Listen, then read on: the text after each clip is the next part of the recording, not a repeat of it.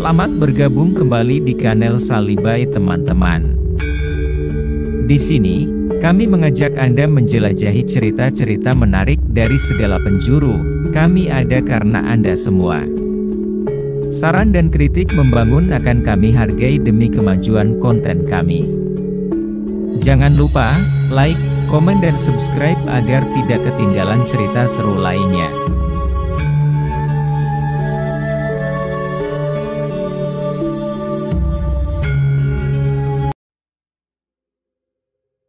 Pada zaman dahulu kala, terdapat sebuah kerajaan yang diperintah oleh seorang raja yang sangat kuat dan berkuasa.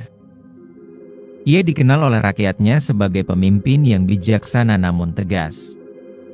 Suatu ketika, raja memutuskan untuk melakukan perjalanan ke negeri jauh dalam waktu yang lama. Raja sadar bahwa permaisuri sedang mengandung, dan sebentar lagi mereka akan menyambut kehadiran buah hati mereka. Dengarlah pesan Kakanda ini dengan seksama. Jika anak kita lahir sebagai laki-laki, rawatlah ia dengan baik, jagalah agar tidak terluka. Namun, jika lahir sebagai perempuan, bunuhlah dia dan berikan kepada si Palung, ayam kesayangan Kakanda, sebagai makanan. Palung terkenal sebagai ayam yang sangat besar dan buas, hampir seukuran manusia, dan bisa menjadi sangat menyeramkan. Permaisuri dan seluruh rakyat mengantarkan raja, hingga kapal yang membawa menjauh dari pandangan. Setelah sebulan berlalu, saat permaisuri berada dalam proses persalinan, lahirlah seorang putri yang sangat cantik, wajahnya memancarkan kecantikan yang tiada tara. Namun, dengan kebahagiaan membawa kesedihan di hati, permaisuri teringat akan perintah suaminya yang kejam. Bagaimana mungkin seorang ibu bisa mengakhiri hidup anaknya sendiri? Dalam keadaan bingung, ia memanggil Datuk Bendahara serta para pembesar istana untuk meminta pendapat. Semua yang hadir menunjukkan raut duka, dan tidak ada di antara mereka yang mampu menjalankan perintah raja. Pada malamnya bermimpi sang permaisuri. Serasa ia didatangi oleh arwah ibunya yang mengatakan kepadanya, "Anakku, jangan merasa bersedih. Antarkan putrimu ke pohon kelumpang yang terletak di tengah hutan, biarkan dia tumbuh di puncak pohon. Ia adalah keturunan dewa-dewa, dan peri-peri akan merawatnya dengan cinta dan kasih sayang. Lakukanlah sesuai apa yang kukatakan."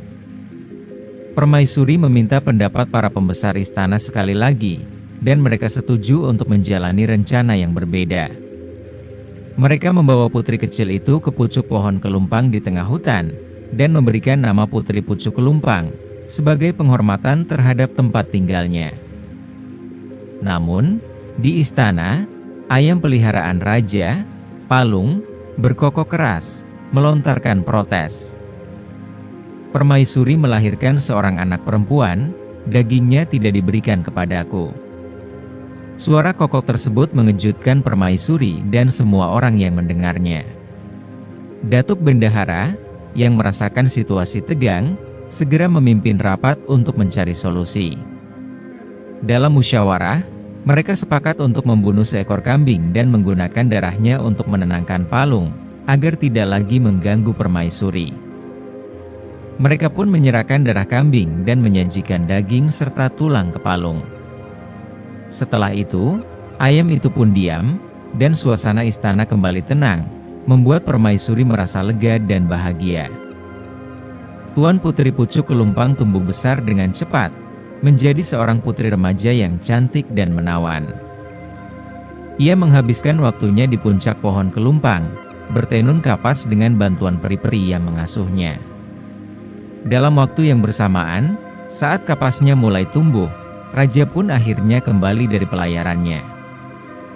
Baginda disambut dengan penuh rasa hormat dan kasih oleh permaisuri serta rakyat. Dalam suasana yang mengharukan, permaisuri dengan air mata yang bercucuran menghampiri Baginda.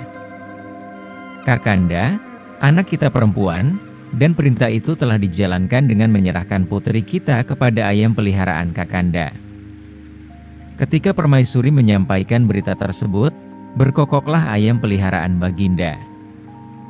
Permaisuri melahirkan seorang anak perempuan, dagingnya tidak diberikan kepadaku. Maka diabaikanlah perintah raja.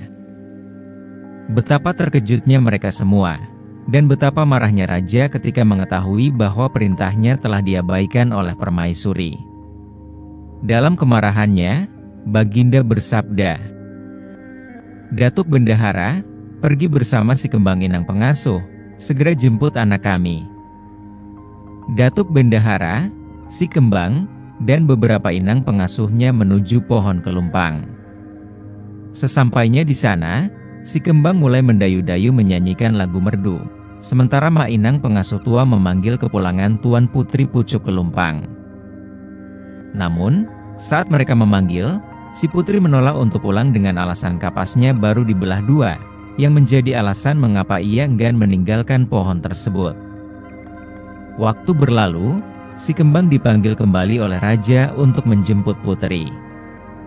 Dengan penuh harapan, si Kembang kembali ke pohon kelumpang untuk membujuk sang putri agar pulang ke istana, tetapi sang putri tetap menolak. Akhirnya, terdengar senandungnya yang merdu saat ia sibuk menyalurkan kapas untuk dijadikan kain, hasil tenunan begitu halus berkat bantuan makhluk halus dan peri-peri. Jika tenunan tersebut dibuka sejauh kuku, saat dibentang, ia seolah bisa menyentuh alam semesta. Dalam hati sang putri, harapan untuk pulang ke istana dan bertemu dengan ayahandanya semakin besar. Permaisuri pun merasakan kegembiraan yang mendalam, yakin bahwa raja pasti telah melupakan janjinya.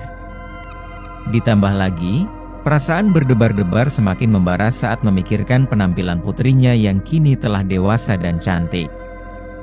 Keduanya menantikan kedatangan Tuan Putri Pucuk Kelumpang dengan penuh rasa harap. Saat sang putri tiba, permaisuri tak dapat menahan rasa rindu dan kasih sayang. Namun, pada saat itu juga, darah Baginda mendidih melihat kecantikan putrinya, dan hampir saja ia melupakan janjinya yang telah dibuat. Namun, ayam peliharaan kembali berkokok, mengingatkan Baginda. Baginda lupakan janjinya, alamat bala akan menimpa. Terdapat keyakinan di kalangan orang dahulu bahwa tidak boleh melupakan janji atau sumpah. Dengan penuh kesedihan yang mendalam, Baginda menghunus pedangnya. Baginda pun terpaksa memenuhi sumpahnya dengan mengorbankan putrinya.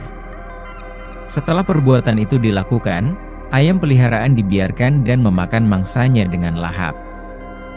Ketika akan memakan kepala putrinya, tiba-tiba saja kepala putri itu terbang ke langit dan berubah menjadi seekor elang yang sangat besar.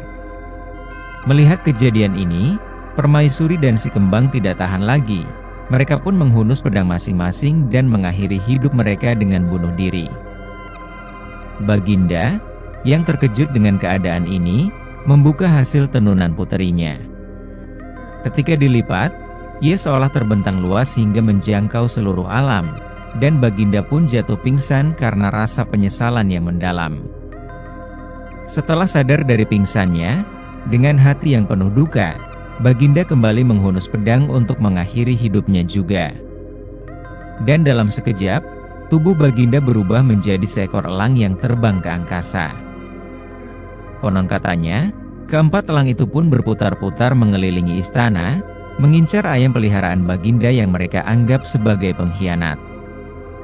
Kemudian, dengan satu serangan, mereka menggenggam ayam besar tersebut dan membawa ke Pucuk Kelumpang untuk dibunuh secara bersama. Begitulah konon asal-usul elang, dan mengapa selamanya elang bermusuhan dengan ayam.